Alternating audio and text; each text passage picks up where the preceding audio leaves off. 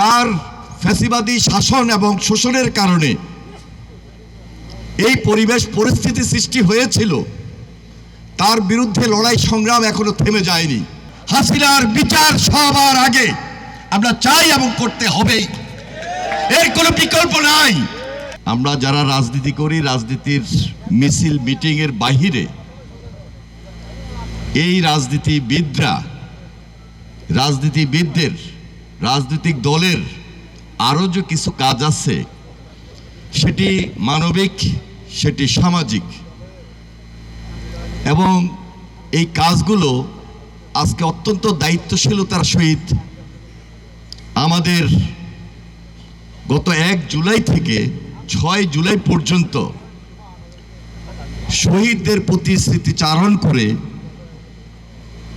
যে প্রোগ্রামগুলো আমরা নিয়েছি, বিশেষ করে আমাদের ভারপ্রাপ্ত চেয়ারম্যান জনাব তারেক রহমান তার চিন্তাধারা এবং তার পরামর্শে আজকে একটি বিশেষ দিন, এবং এই আয়োজনটি করেছেন আমরা বিএনপি পরিবার এবং বাংলাদেশ জাতীয়তাবাদী কৃষক দল। সেই জন্য আমি কৃষক দলের সভাপতি হাসান জাফরি তুহিন, শহীদুল ইসলাম বাবুলকে আন্তরিকভাবে মোবারকবাদ জানাই। পাশাপাশি আমরা বিএনপি পরিবারের আহ্বায়ক আতিকুর রহমান রুমন এবং আমাদের সদস্য সচিব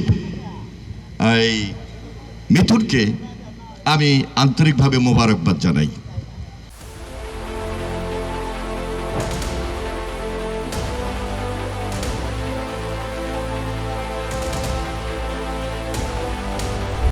দেখুন, জুলাই আগস্ট আমাদের একটা আবেগ স্থান তৈরি হয়েছে।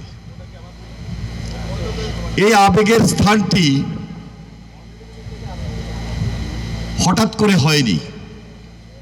17 বছর টানা অত্যাচার নির্যাতনকে প্রতিরোধ করতে গিয়ে যারা গুম হয়েছেন, খুন হয়েছেন, সর্বশেষ জুলাই আন্দোলনের শহীদ হয়েছেন,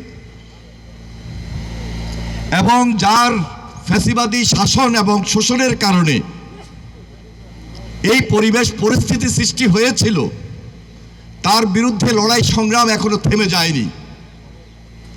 এই লড়াই সংগ্রাম আমাদেরকে আরো বেশি চালিয়ে যেতে হবে, যতক্ষণ পর্যন্ত আমরা সত্যিকার অর্থে একটা গণতন্ত্রের শক্ত ভিত প্রতিষ্ঠিত করতে না পারি।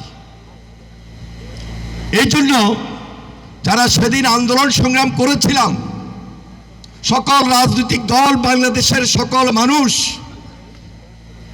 পুরা জাতি আমাদের দিকে তাকিয়ে আছে যে এই ফ্যাসিস্টের বিচার শেষ পর্যন্ত কতটুকু আমরা করতে পারি।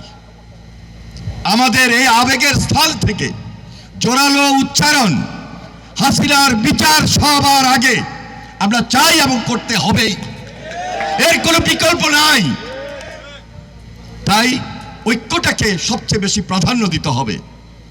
এখানে জাতীয় ঐক্য, রাজনৈতিক দলগুলোর ঐক্য, সর্বসাধারণের ঐক্য, এবং এই ঐক্যটা হবে সুদৃঢ় ঐক্য, ইস্পাত কঠিন দৃঢ় ঐক্য। এই ঐক্যকে এগিয়ে নিয়ে যেতে হলে একদিকে যেমন সংস্কার চলমান প্রক্রিয়া, আরেকদিকে যেমন নির্বাচন, এই নির্বাচনের মধ্য দিয়ে এই বাংলাদেশ একটা সত্যিকারের জনগণের সরকার প্রতিষ্ঠিত করতে হবে ইনশাআল্লাহ। আমি আপনাদের উপস্থিতি, আপনাদের সবাইকে সঙ্গে আমি সালাম এবং অভিনন্দন জানিয়ে আমার বক্তব্য শেষ করছি। খোদা হাফেজ।